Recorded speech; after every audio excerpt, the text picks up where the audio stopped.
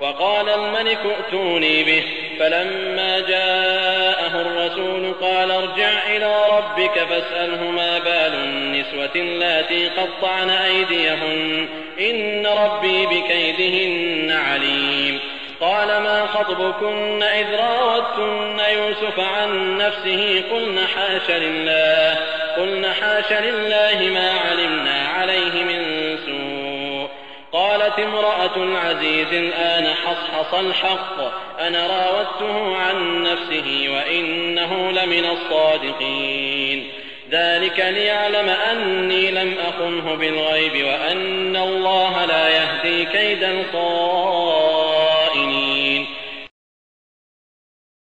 आपल्या स्वप्नाचा हा खुलासा ऐकून बादशहानं लगेच हुकूम जारी केला की युसुफला माझ्याजवळ घेऊन या.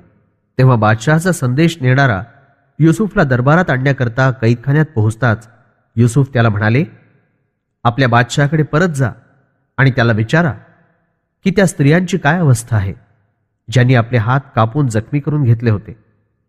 निस्संदेह माझा रब त्यांचं मोहजाल चांगल्या प्रकारे जाणतो.